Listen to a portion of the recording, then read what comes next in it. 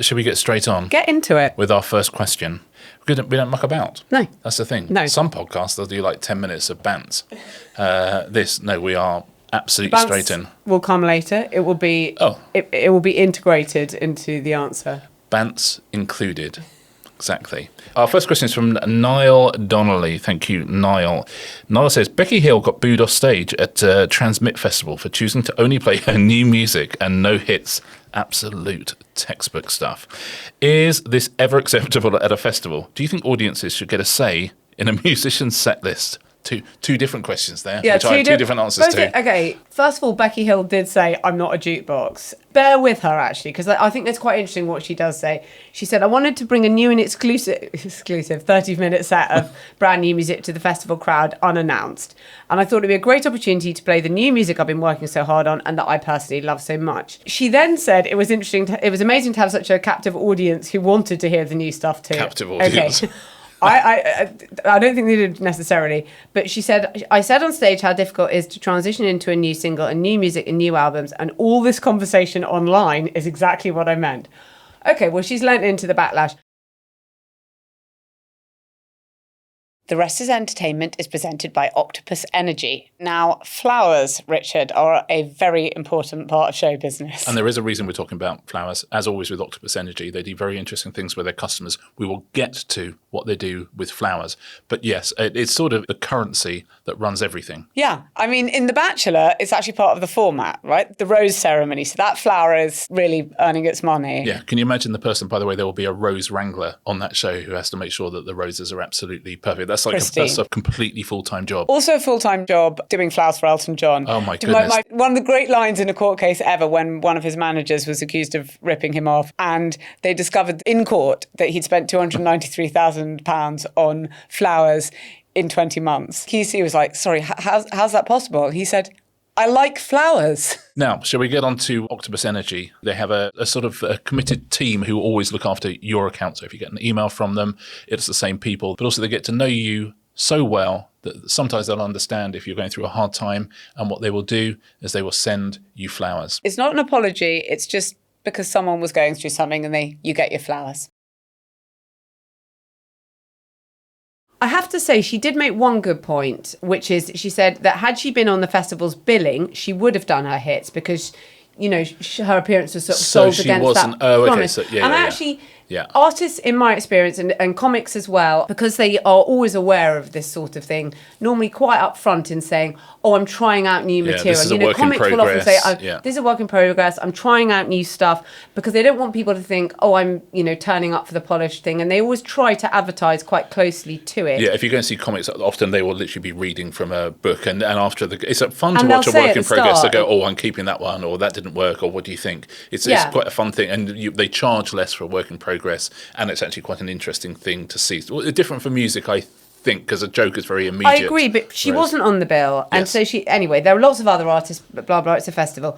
I do think, obviously, the counterpoint to that is it depends to what degree you are in the audience service business. And by the way, if you are any kind of artist, you are, because if the audience doesn't get enough of what they want, for obvious reasons, they will stop showing up. It was interesting. Do you remember when we did our interview with Paul McCartney? He was very funny about this. He said, I do some of my new stuff, but I will say to the crowd, I know how you really feel about this, because if I do Hey Jude, it's just like a sea of phone lights. Yeah. And if I do something new, it's a black tunnel. Yeah. And he's Sir Paul McCartney. He's Sir Paul McCartney. It's historically always happened. Obviously, Bob Dylan went electric and people didn't like it. Metallica, they changed direction and people don't like it.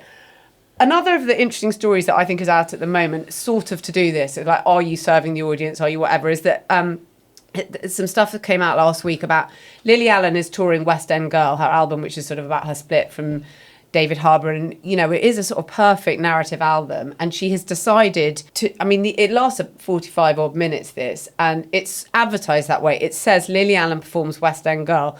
Nonetheless, there have been complaints. And there's a sort of string trio who are kind of the warm-up act, because they do some of her hits in classical music form before she comes on. She does, but you're done in an hour. Amazing. She doesn't. Who doesn't love that? I know, exactly. I think that's like the absolute dream. I know. And then there's no audience chat, and some people are like, "Oh my God, you didn't speak to the audience at all." But she sees it. She says it's my artistic choice not to talk to the audience. She's sort of doing it almost as a play. I'm just playing the album from note 1 to note. And as we know, that is a story of the breakdown of the marriage, and that and it is a story.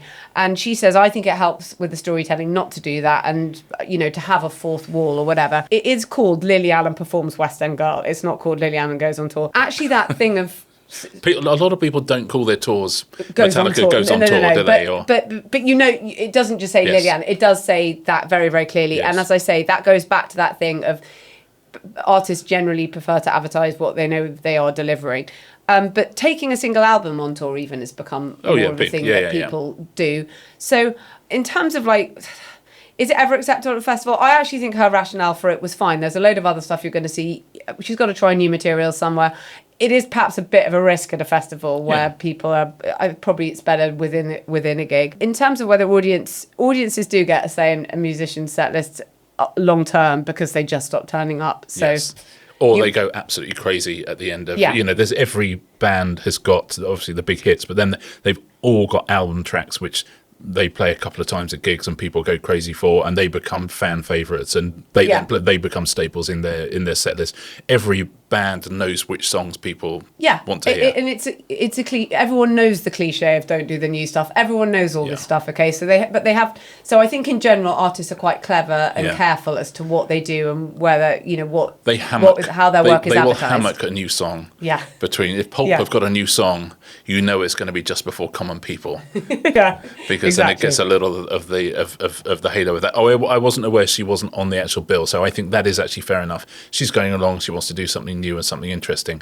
But you do. It's really, really tricky. If you are playing a gig for yourself, then 100% do exactly what you want, because fans have paid money to go and see you, so they are your fans. If you're at a festival, I think no one's paying 150 quid to come and see you, and so you sort of do have to break out the hits. You have to sort of know what steep learning curve. Therefore, I was thinking Suede. I was thinking are very interesting with this because they just released a whole series of albums in the last 10 years, which are among their best work, and they have been so clever about how they've introduced those songs into their old song, and they still play the old songs. But you go to a Suede gig now.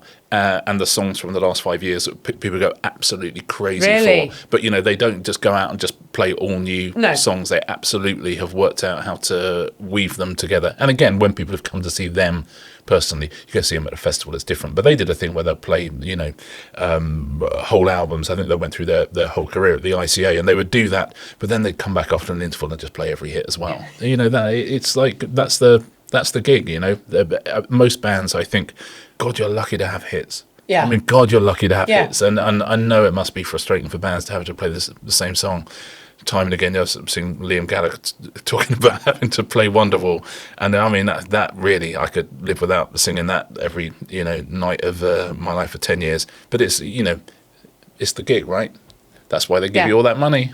Okay, a question from Alex Davies. Your item on bad movie names reminded me of one of my obsessions. Bands that have a name that do not fit their music. I always thought Savage Garden wrote decent enough pop songs, citation needed, but there was nothing savage about their music. What are your top misfiring band names? I think no. Did it come from the Vampire Chronicles by Anne Rice, Savage Garden? I think that's where that band name came from. There are a load of these, actually. And some of them, the more you think about it, I was trying to think about these, and then I was thinking, Destiny's Child. That just sounds like some really crap pseudo prog rock nonsense. It sounds a bit Stonehenge-y. Spinal Tap. Or a romantasy novel. It doesn't. It doesn't sound like there's a point where you can just get into thinking about it too hard. Red Hot Chili Peppers.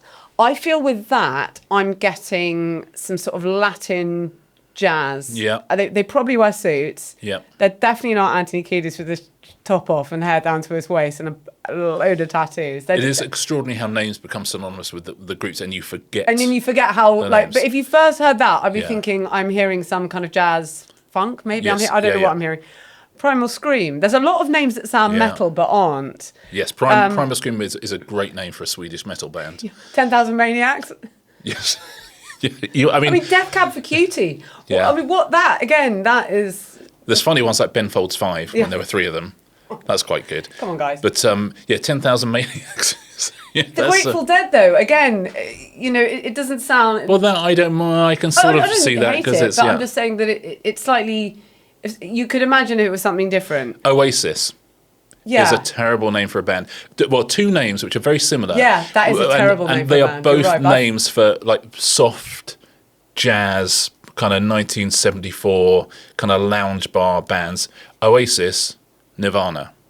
Yeah, they could just be they could just be serving the Lighthouse Family's catalogue. I think there was a sort of Lighthouse Family type. I think there was a band in Nirvana. I think maybe a slightly prog rocky band. But yeah, you could definitely. Hi, ladies and gentlemen, we're Nirvana. We're going to be entertaining you this evening. Just sit back, relax, enjoy your meal, and enjoy some smooth jazz stylings. Yeah.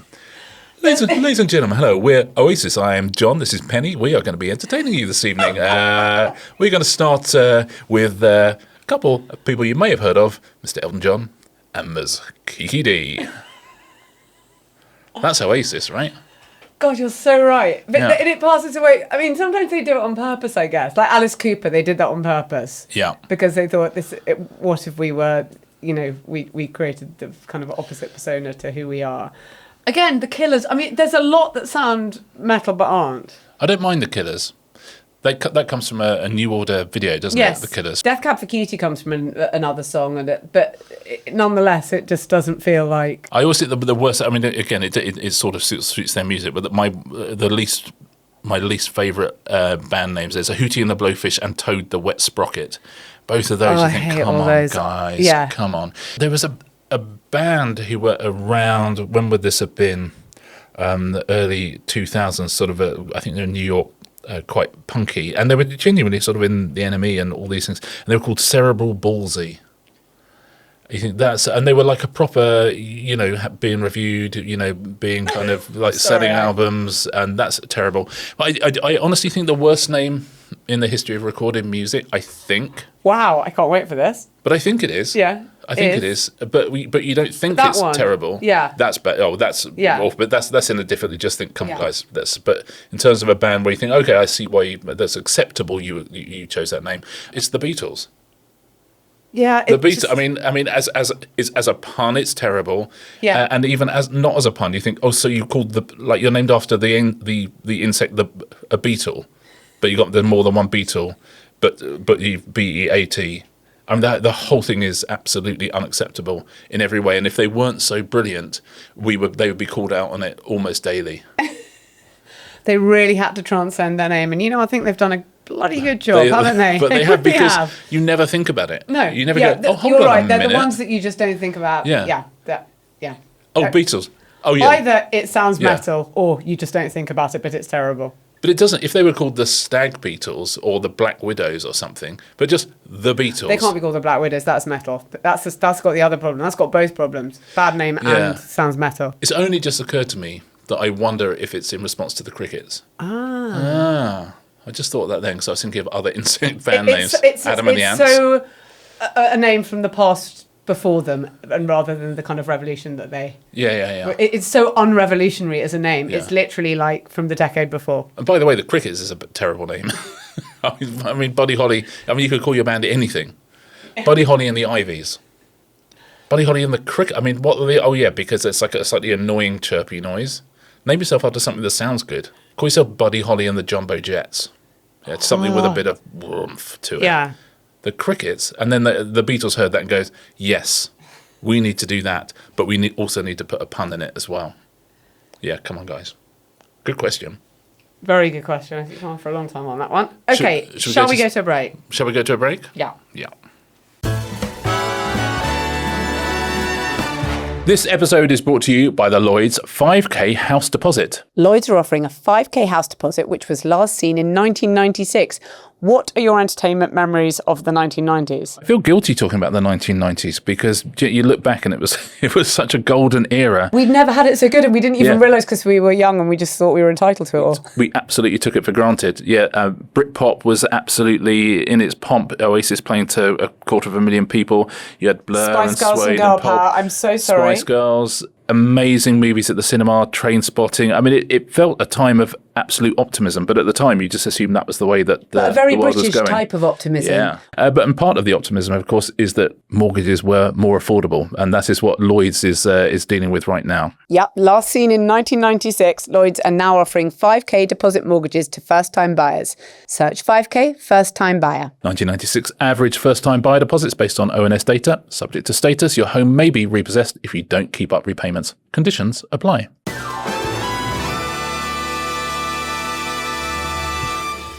Welcome back, everybody. Did you see the sad death of one of our bonus episode stars last week, Victor Willis? Village People, relevant to our interests. Relevant to our interests. If you haven't heard our Village People special series, which is just for members, it was really, really interesting. It's so interesting. Yeah, it's like mental. And Victor Willis, who, God rest his soul, was right at the heart of that and made some very, very interesting decisions in his career. A lot of the reason that the Village People story is quite so interesting is because of Victor Willis. Yeah. So if you do want to become a member, you are very welcome. We'd love to have you. It's at therestlessentertainment.com. You can sign up there.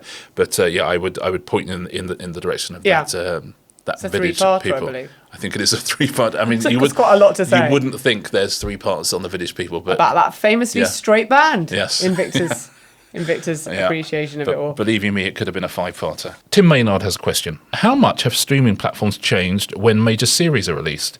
When I was younger. Yeah. How can you be younger and still have streaming?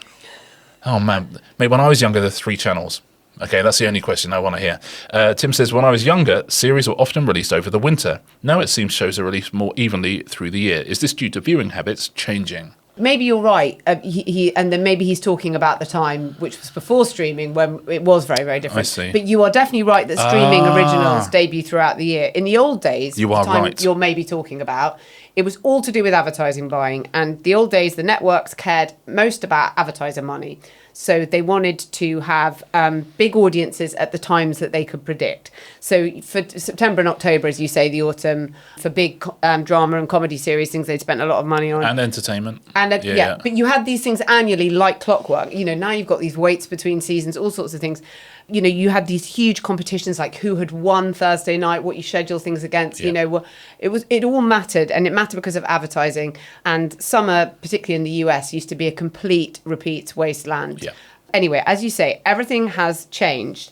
There are some things that they still do for awards reasons because there is a sort of recency bias when they're looking for awards things. But so it's not that release dates have become irrelevant. It is just that they are now used for different things. Primarily, the platforms want subscribers. Well, they want 4 things. They want to acquire new ones. They want to retain the ones they have. They want to win awards.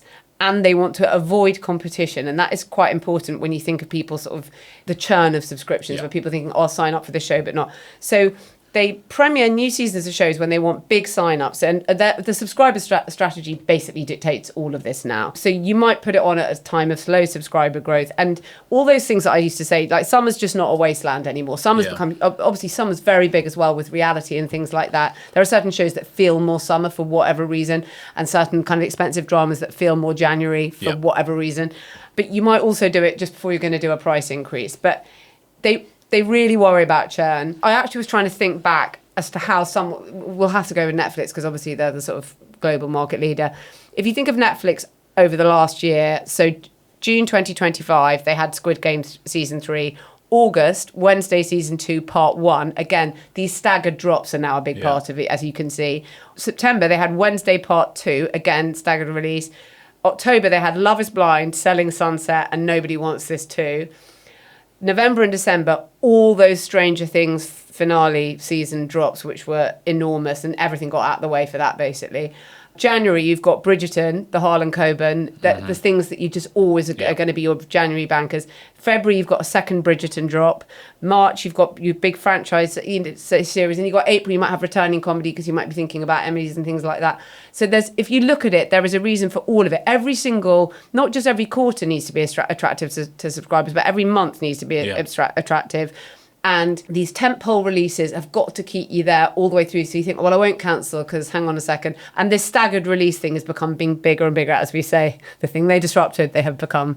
But it's fascinating because, as you say, in the olden days of TV, if you made a TV series and they said they're putting it out in August, you would just be. Okay. They you hate it. Hate it so much that they're willing to just burn it off. Yeah. And if you do a series and they say we're going to put it in the third week of September, you'd be like, yes, that's great. Or we're going to put it in January.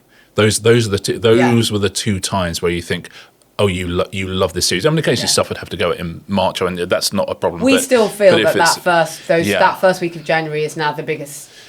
Time in the schedule of the year. And as I Traitors say, comes out, as you say, Harlan Coben comes out. Bridgerton, Harlan Coben. Yeah, exactly. Traitors, all the stuff. ITV have massive things. But my God, January, August, if you can look at the BBC schedules now, and it's all repeats. And it has been for many, many, many years, by the way. You tend to, because fewer people watch television during the summer. It's one of the statistical things where people go, yeah, but if they put good shows on, then fewer people wouldn't watch. You go, no, absolutely. Reality, not. You can get them in the summer. You can. These days, yeah. But you cannot. It is light longer. Some people are away. You will just get fewer people watching. I always think the most instructive thing to know is if you've got something like House of Games, which is on every day.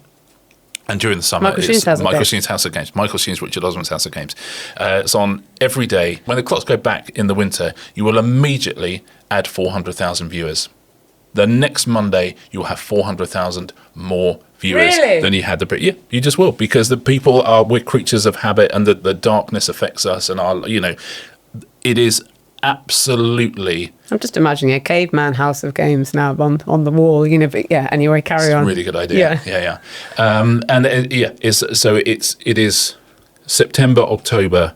You will, in terms of terrestrial TV, you will always be getting more viewers, and in the summer you will get fewer viewers. It's like, you remember when again, God, this is going back, when they do like replacements for the Saturday morning TV show, so instead of Swap Shop or Saturday Superstore or Going Live, it'll be like the summer replacement, and everyone will be like, oh God. But because people just wouldn't watch, people, you get TV companies would get the overnights all the time. They would just see that viewing would drop off a cliff. But you can't do that if you're a streamer. So they've got to find ways of every single month has to be attractive. You can never quite cut the cord. Yeah, exactly that. That's what cord cutting is. Okay, wrong analogy. You can never just quite be part of the churn. And yes, rereading Tim Maynard's question, you're absolutely right. He's talking about how much of streaming platforms changed when major series are released, because in the old days, he's talking about terrestrial TV. I thought Tim doesn't sound like the name of someone in his late teens. I'm not sure there are late teen Tims out there, but Tim sounds a solidly kind of. He's got a sense of history. Yeah. A question relevant to your interest from Hannah Spires, Richard, who says, I watched Serena Williams' comeback match at Wimbledon and felt suitably underwhelmed. It had such a massive build-up for a really anticlimactic end. I know you've talked before about best ever comebacks, but what about worst? Oh, I feel for Serena. I thought she did great. And I thought... You were there, right? I was there, yeah. Watching it. Richard was in the Royal Books. With Greg James. Who, like, mere days later is at Taylor Swift's wedding. Yeah, and kept it on the down low. Yeah, we talked about it a lot. We did not talk about Taylor Swift's wedding. I will say that. His mum trod on my foot, and she was very, very good about it. And sounds she was, like you were too. And she was very. He said, "Well, you know what? You can tread on my feet all day long. I'm not going to feel it. Okay. The end of my foot is so far away from it's.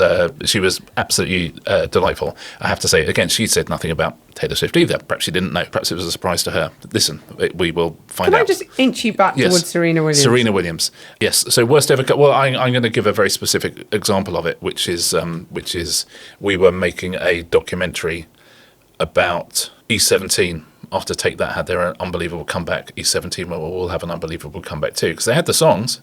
Yeah, they did have the songs. So we were making this documentary about them, just following them around, just relaunching themselves, starting to do gigs.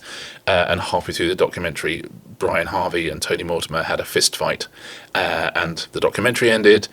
And their comeback ended, and so nobody made any money. And the two I really felt for were Terry and John, who are the other two members of E17, who you watch some of the Russian. We did actually put the show out in the end, but you watch those two boys who didn't have an awful lot of money and were so lovely. And they just think, oh, great, Brian and Tony again have messed this up for us. So, take that I can't believe you couldn't coax them back into sort of just, taking the I know. punch up on the road, as it were. Well, I don't think they've got the Gary Barlow figure who would just drive things through the Barlow McCartney type figure. Statesman. Yeah, the statesman. It lacked a statesman, didn't it? E17. I think slightly they lacked a Clement Attlee figure at the heart of E17. Bismarckian intelligence. Yeah. So, but if you think about it, I mean, that could have been huge, right? And they could still be going now. Yeah. They could absolutely be on that nostalgia circuit and headlining on that nostalgia circuit, because like a huge amount of big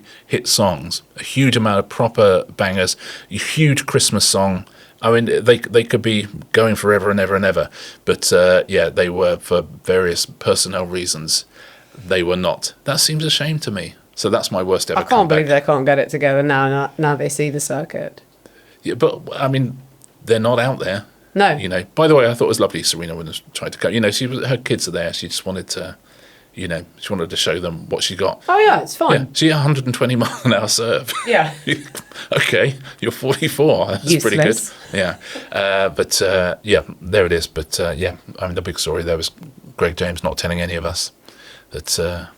He was going to Taylor Swift's wedding. Another big story, I tell you who's lovely. Who? Jamie Cullum. Oh my God, yeah. what a nice guy. Oh. Anyway, that's absolutely by the by because no one asked. Wow, that is all the gossip you can hear from the Royal Box. And he was there with his bassist, Loz, who was also absolutely delightful. Yeah. Very nice to hear this. Fans of the pod.